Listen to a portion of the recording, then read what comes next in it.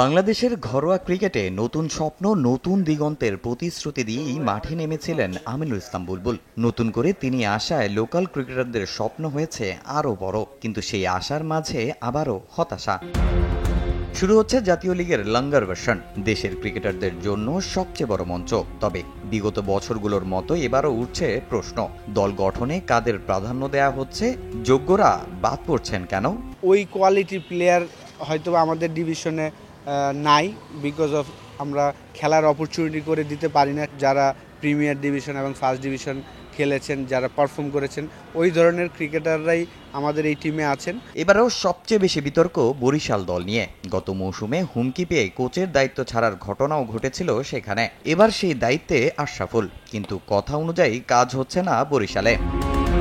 দল থেকে বাদ পড়েই বিসিবি সভাপতির কাছে লিখিত অভিযোগ পাঠিয়েছেন সোহাগ গাজী। অন্যদিকে ফিটনেস পরীক্ষায় সবার উপরে থেকেও বাদ পড়েছেন তরুণ হাফিজুর রহমান, যেখানে 4 দিনের ম্যাচে ফিটনেসই সবচেয়ে গুরুত্বপূর্ণ।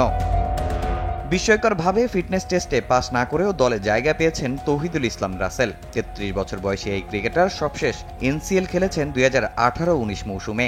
নিয়ম অনুযায়ী প্রিমিয়ার লিগ বা প্রথম বিভাগে খেলা বাধ্যতামূলক হলেও রাসেল গত মৌসুমে ব্রাদার্স ইউনিয়ন দলে থাকলেও মাঠে নামেননি কোনো ম্যাচে। তাহলে প্রশ্ন থেকে যায়, পারফর্ম না করে কিভাবে দলে এই ক্রিকেটার? বরিশাল গিয়ে আমিনুল ইসলাম বুলবুল প্রতিশ্রুতি দিয়েছিলেন স্থানীয় ক্রিকেটাররাই প্রাধান্য পাবে বিভাগীয় দলে, কিন্তু বাস্তবতা বলছে অন্য কথা। বরিশাল দলে অন্তত 5 ক্রিকেটার অন্য বিভাগের। এবারে এনসিএল টি-20তে ঢাকা মেট্রোর হয়ে খেলা শামসুর রহমান শুভ ও আদিল বিন সিদ্দিক নিজের বিভাগে সুযোগ না পেয়ে এখন বরিশালের জার্সিতে। যদিও এক বিভাগের ক্রিকেটার আরেক বিভাগে খেলার নিয়ম রয়েছে, তবে সাম্প্রতিক পারফরমেন্সের বিচারে প্রশ্ন তোলাই যায়, তারা কি যোগ্য?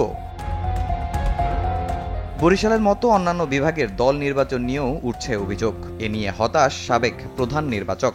কিছু জিনিস আমাকে পার্সোনালি ভালো লাগে না, যেটা যে ফিটনেস টেস্ট আপনি পাস করেন না, আপনি অ্যালাউ করে দিয়েছেন খেলোয়াড়, তাহলে ফিটনেস টেস্টটা নেওয়ার দরকারটা কিছু। 4 ডেজ ম্যাচ কিন্তু অলওয়েজ এক্সপিরিয়েন্স এবং ট্যালেন্টেড ক্রিকেটার এদেরকে মিলিয়ে কিন্তু দলটা রেডি করতে হয়, কারণ 4 ডেজ ম্যাচের এক্সপিরিয়েন্সটা কিন্তু যারা আমাদের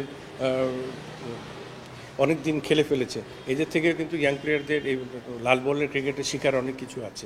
এবারের এনসিএল লঙ্গার ভার্সনে বরিশালের নেতৃত্বে তানভীর ইসলাম, খুলনায় মোহাম্মদ মিঠুন, চট্টগ্রামে শাহাদাত দীপু, ঢাকায় মাহিদুল অঙ্কন, রাজশাহীতে সাব্বির হোসেন, রংপুরে আকবর আলী, সিলেটে জাকির হাসান আর নতুন দল ময়মনসিংহের অধিনায়ক শুভাগত হোম। তামিম হোসেন, সময় সংবাদ।